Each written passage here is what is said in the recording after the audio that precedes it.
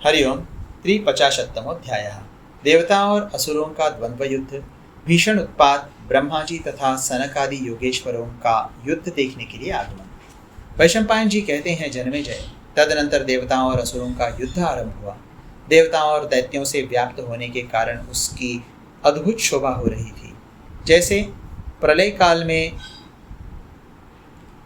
चारों दिशाओं के महासागर अपनी सीमा को लांघकर एक दूसरे से मिल जाते हैं, उसी प्रकार देवता और दैत्य उस युद्ध में एक दूसरे से मिश्रित हो गए। वे महाबली योद्धा बड़े बड़े धनुष ताने हुए युद्ध के लिए उत्सुक हो रहे थे। उनके अंग नाना प्रकार के आयुधों की प्रभा से प्रकाशित होते थे।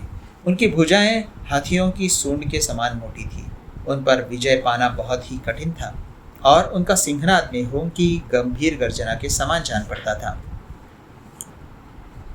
वे सहसा धनुष की टंकार करने वाले थे तथा सूर्य के समान तेजस्वी चक्र, भयंकर अश्नि, खड्ग तथा वज्रमुखी शक्तियों का लगातार प्रहार करते थे। रणभूमि में खड़े हुए सैकड़ों शूरवीर स्वर्ण पत्र से मढ़ी हुई विशाल गदाओं, लोहे के बने हुए धनुष्यों, मुद्गरों, चमकीले त्रिशूलों और वृक्षों को हाथ में लेकर वहां गर्जना करते थे। इस बीच में एक दूसरे पर चोट करते हुए उन सैनिकों में से देवताओं का दानवों के साथ द्वंद्व युद्ध होने लगा। मरुदगणों में जो पांचवे थे और जिनको लोग महाबली सुरश्रेष्ठ सावित्र के नाम से जानते थे, वे बाणासुर के साथ युद्ध करने लगे। दनायुष का पुत्र अत्यंत भयंकर महान असुर बल उस रणभूमि में ध्रुव नामक वसु के साथ युद्ध करने लगा। असुरों में श्रेष्ठ नमुची धर नामक वसु के साथ जूझने लगे, जो दोनों श्रेष्ठ विश्वकर्मा के रूप में विख्यात हैं। वे देवेश्वर त्वष्टा और असुरेश्वर मय परस्पर युद्ध करने लगे। महादैत्य पुलोमा ने वायु देवता के साथ युद्ध छेड़ दिया। वो पर्वताकार दैत्य कवच धारण करके अपनी सेना को साथ लिए रणभूमि में जूझ रहा था। हयग्रीव नामक दैत्य सूर्यतुल्य तेजस्वी अमित पराक्रमी शूरवीर पूषा के साथ लड़ने लगा। महामायावी महान असुर रणदुर्मद महादैत्य शंबर भगदेवता के साथ युद्ध करने लगा। शरभ और शलभ ये दोनों वीर दैत्यों में सूर्य और चंद्रमा के समान तेजस्वी थे। वे शैशिरास्त्रधारी बुद्धिमान सोम के साथ जूझने लगे। बलवान बलि का पिता महाबली विरोचन विश्वक्सेन नामक साध्य देवता के साथ भिड़ गया। महातेजस्वी कुजम्भ, जो हिरण्यकशिपु के पुत्र का पुत्र था, उस समय प्रासधारी अंश के साथ युद्ध करने लगा।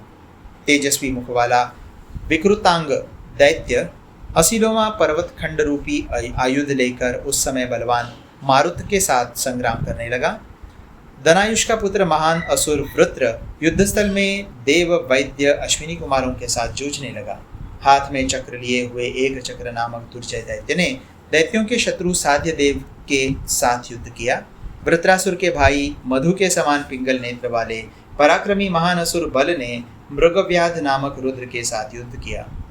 सैकड़ों सर और बड़े पेट वाले विकृताकार दैत्य राहु ने कवच धारण करके रणभूमि में अजयकपाद नामक रुद्र के साथ संग्राम छेड़ दिया।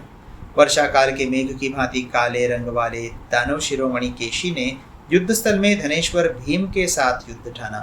पराक्रमी और जगत के शासक वृषपर्वा ने उस महासमर में पावन नामक बलवान विश्वेदेव के साथ युद्ध किया। अपने वीर पुत्रों से घिरे हुए महापराक्रमी प्रहलाद रणभूमि में दूसरे काल के समान होकर काल के साथ ही युद्ध करने लगे। अनुल्लाद शत्रु सेना को क्षोभ में डालता हुआ उस महासमर में गदाधारी धनदाता कुबेर के साथ जूझने लगा। दैत्यों का आनंद बढ़ाने वाला विप्रचित्ति नामक दैत्य ने महात्मा वरुण के साथ युद्ध करना आरंभ किया। उस रणभूमि में बलवान दैत्यराज बलि ने महाबली देवराज सुरेश्वर महात्मा इंद्र के साथ संग्राम आरंभ किया।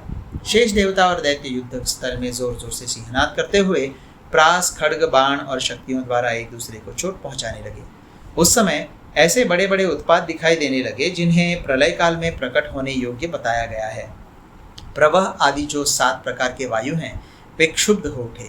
पर्वत स्वयं ही बिखर बिखर कर गिरने लगे। महासागरों को सोखते हुए 7 सूर्य उदित हो गए।